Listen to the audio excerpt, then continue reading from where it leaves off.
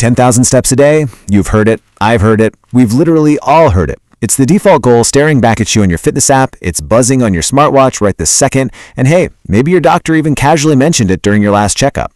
But here is the fascinating question that almost nobody stops to ask. Where did that exact number actually come from?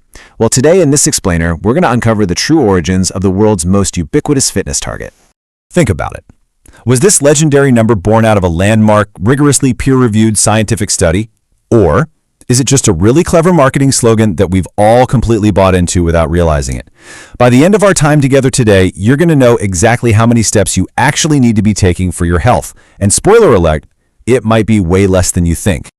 Okay, let's dive right into Section 1, the 10,000 step myth and where this number actually came from. Let's pull back the curtain. Here is the absolute twist of the century. The 10,000 steps rule didn't come from a health study at all. Not even close. It actually originated in Japan, way back in 1965, just ahead of the Tokyo Olympics. The entire foundation of this massive global phenomenon is tied directly to a specific company's product launch, not some medical research lab.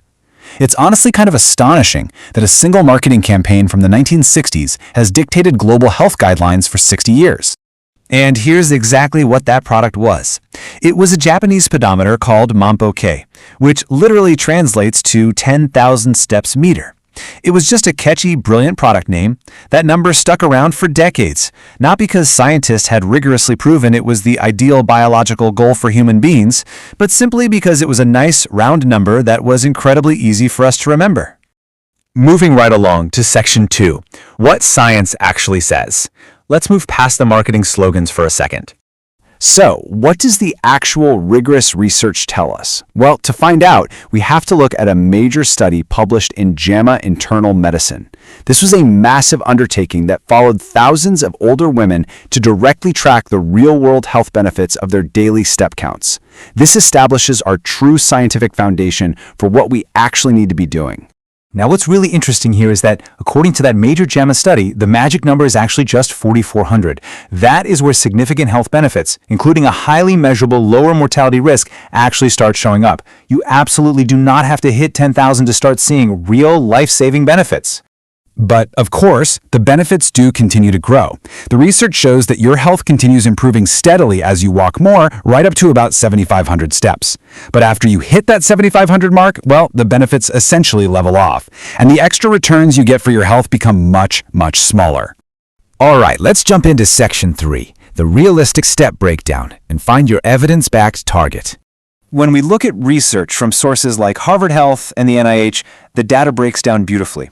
Taking under 5,000 steps a day is generally considered sedentary. But when you move into that 5,000 to 7,500 range, that's where most of your key health benefits really begin to show up. Hitting between 7,500 and 10,000 steps gives you strong benefits for heart health and overall longevity. Going over 10,000 is still great, for sure, but you're looking at diminishing extra returns. So the biggest drop in health risk actually happens when people go from very low activity to moderate activity, around the 7,000 to 8,000 step mark. That is a far more accurate, evidence-backed target than an arbitrary 10,000. Which brings us to Section 4, personalizing your walking goal. Because, let's be real, health is never a one-size-fits-all situation.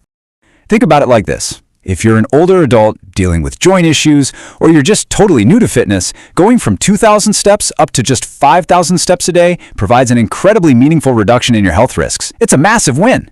Conversely, if you're already highly active or training for specific performance goals, simply walking 10,000 or 15,000 steps isn't some magic bullet. You're actually going to benefit much more from adding strength training to your routine, rather than just endlessly logging more steps alone.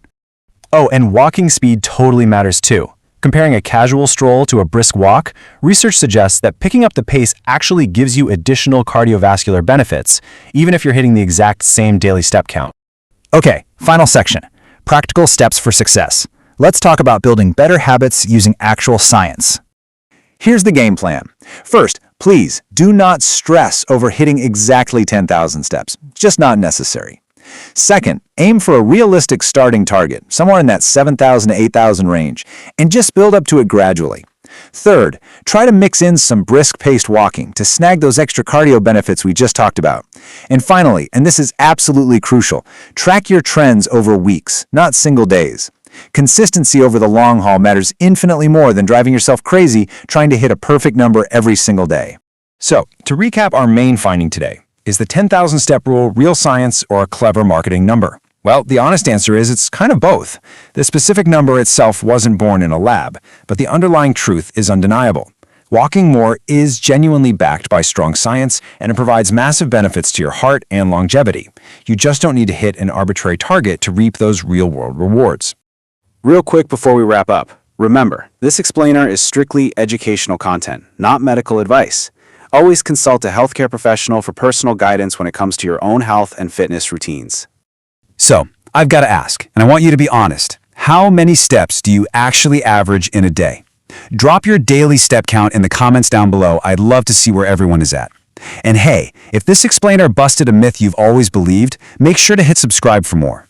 Every week we break down popular health claims using real science, not internet trends. Thanks so much for watching the Smart Health Lab today, and I will see you in the next one.